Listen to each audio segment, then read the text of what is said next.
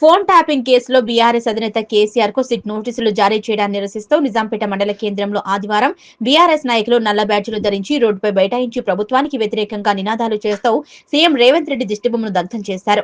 కొత్త బస్టాండ్ నుంచి పాత బస్టాండ్ వరకు ప్రభుత్వానికి వ్యతిరేకంగా నినాదాలతో ర్యాలీ నిరసన తెలిపారు. ఈ సందర్భంగా బీఆర్ఎస్ మండల అధ్యక్షులు నాగరాజు మాట్లాడుతూ కేసీఆర్ కు నోటీసులు ఇవ్వడం తెలంగాణ అస్తిత్వానికి అవమానమన్నారు.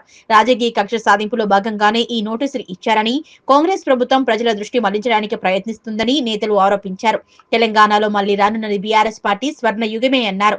మోసపూరిత హామీలతో గద్దెరెక్కిన కాంగ్రెస్ అడుగడుగున తెలంగాణ ప్రజలను మోసం చేస్తూ కాలయాపన చేస్తున్న కాంగ్రెస్ ప్రభుత్వానికి రానున్న రోజుల్లో తెలంగాణ ప్రజలే సరైన గుణపాఠం చెప్తారన్నారు.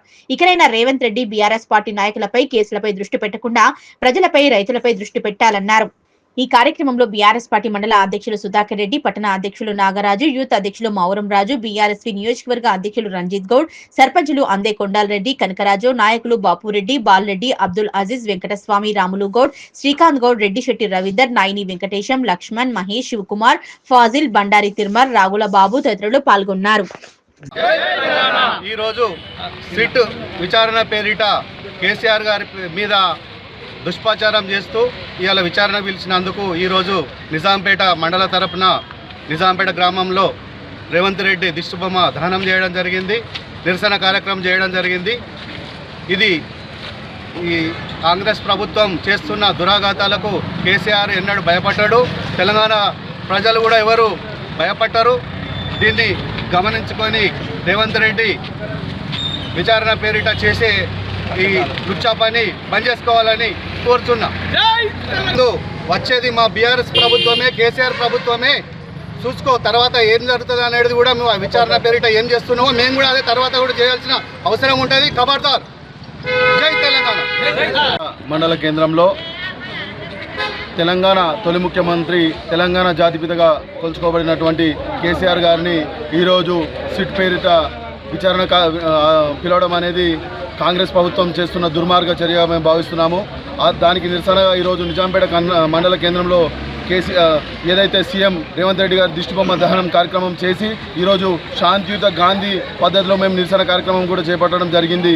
తెలంగాణ ప్రజలు నీకు అవకాశం ఇచ్చింది, తెలంగాణ ప్రజలకేమో చేస్తామని తప్ప ఏదో చేస్తామని కానీ నీకు అవకాశం ఇచ్చారు. కానీ ఈరోజు ఏదో విచారణ పేట కాలయాపన చేస్తున్నావు. కేవలం బొగ్గు కుంభకోణంలో మీ బామ్మర్ది ఏదైతే ఇరుకుతాడనే ఒక తెలంగాణ ప్రజల దృష్టి అంతా ఆ బొంగు కుంభకోణం పైన పోతుందని ఒక దురుద్దేశంతోనే సిట్ పేరిట పొద్దున ఏదైతే హరీష్ రావు గారు లేవనెత్తారో సాయంత్రానికి ఆయన సిట్ పేరిట నోటీసులు ఇచ్చి పిలవడం జరిగింది. అదేవిధంగా కేటీఆర్ గారినే కానీ సంతోష్ రావు గారిని కానీ పెట్టి సూర్యుని ఏం ఆపలేరు.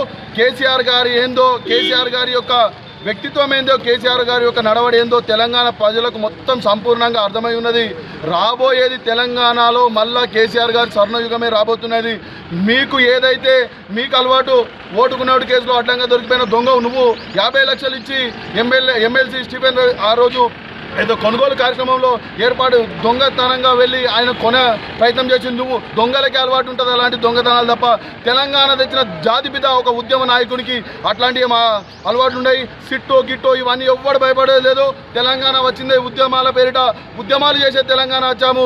నీ ఏదో కాలయాపన ఈ కేసులు పెడతాము, ఇవేం చేద్దాం అవేం చేద్దాం అంటే ఎవ్వరు కూడా భయపడరు. కింది స్థాయి నుంచి మొదలుకొని రాష్ట్ర స్థాయి వరకు ఏ నాయకుడు కూడా మీకు బెదరాల్సిన అవసరం లేదు. ఇంకా మిగిలింది ఒక 2 సంవత్సరాలే. లాస్ట్ సంవత్సరం ఎట్లయినా ఎలక్షన్లకి అయితే 2 సంవత్సరాలు మాత్రమే. రేవంత్ రెడ్డి గారు గుర్తుపెట్టుకో.